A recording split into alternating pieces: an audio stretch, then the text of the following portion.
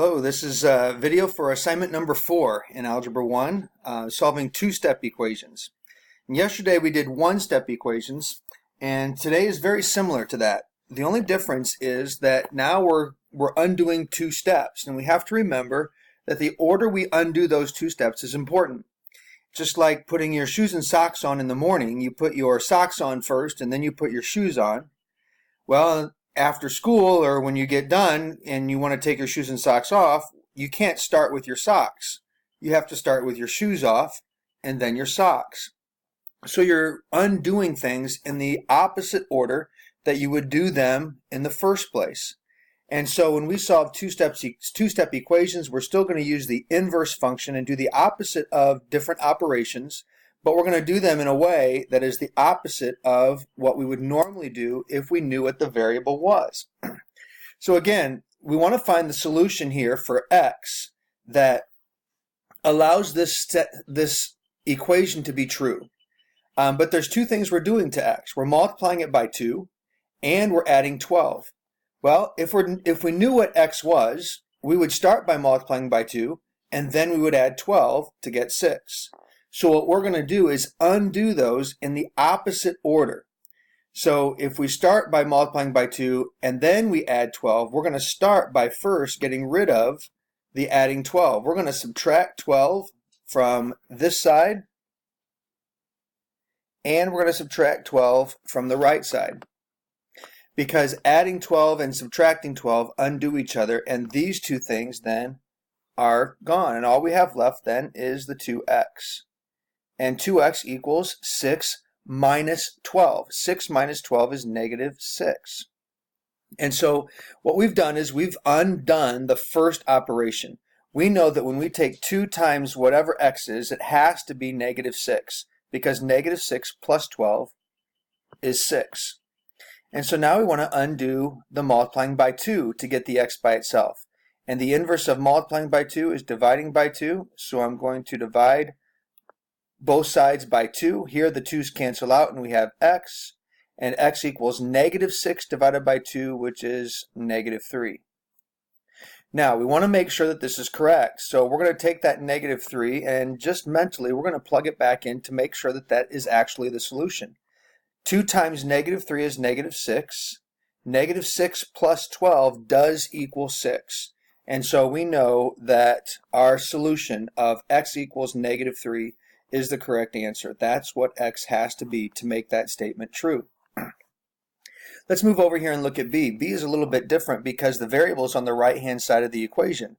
So we're still going to undo the 3/5 and the 2 just like on the first equation we undid the 12 and the 2. But we have to think about what order we want to undo them in. If I knew what w was, I would first multiply it by 3/5, then I would subtract 2. So I'm going to undo this by adding 2 to both sides, because that's the last thing I would have done in the order of operations. That undoes the minus 2, and on the right-hand side we have 3/5 times x. On the left-hand side we have 34 times 2. Or 34 plus 2, and 34 plus 2 is 36. And so now we have a one-step equation. It's a difficult one because of the 3/5, but just like we did yesterday, we want to undo multiplying by 3/5. We could divide by 3/5, but that's the same thing as multiplying by 5/3. Because if we multiply by 5/3, the 5's will cancel, the 3's will cancel, the only thing we'll have left on the right is the x. But because I multiplied the right-hand side by 5/3, I'm going to multiply the left-hand side by 5/3 as well. And so I'm going to I could take 36 times 5 divided by 3, or I could take 36 divided by 3 and multiply it times 5. And that gives me 60. 36 divided by 3 is 12. 12 times 5 is 60. So I think 60 is the correct answer, but we could check it by sticking 60 back in for w. So if I stick 60 in here, I could take 60 divided by 5 is 12, and times 3 is 36. And then 36 minus 2 does equal 34. And so my solution of 60 I know is correct. Let's move over and look at the last one here, C. Again, two things that I'm doing to n. I want to get n by itself. If I knew what n was, I'd multiply it by 5, and then I would subtract 8. So I'm going to start this problem by adding 8 to both sides. And then I will have 5n equals negative 23 plus 8 is negative 15.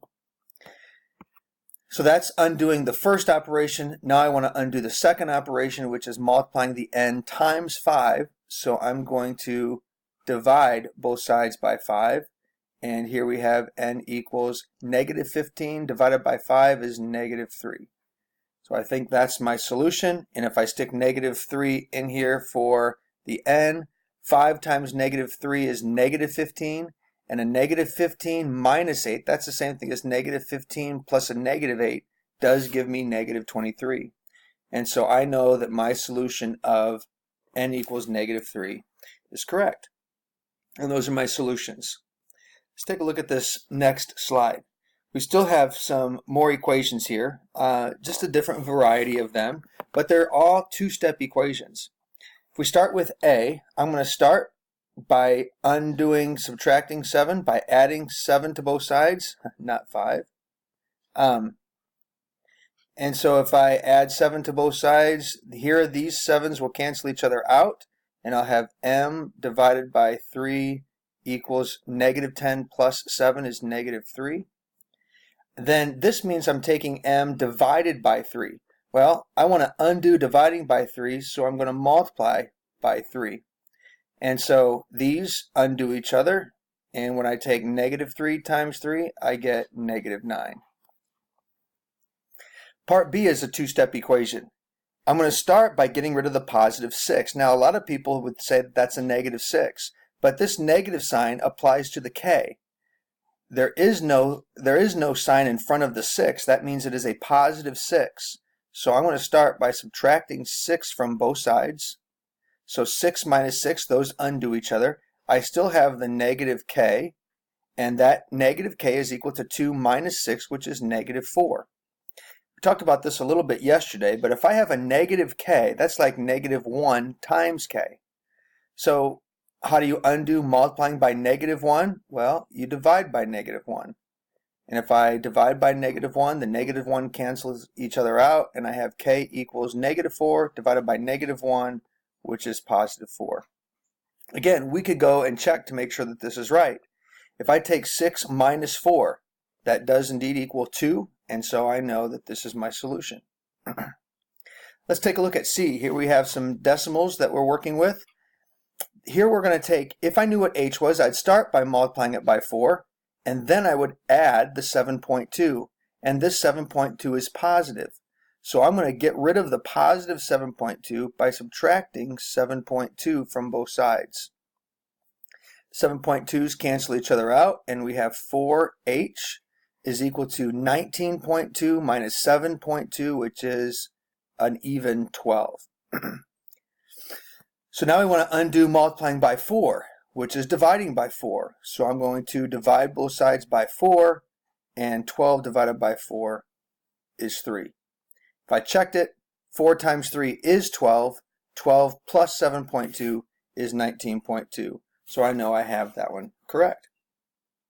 Let's move on and look at some word problems, some things that we actually have to write the equation out and then solve it.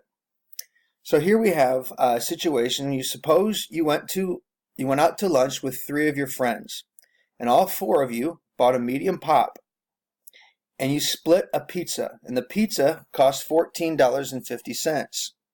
Your bill came to a total of $23.90 without tax or a tip.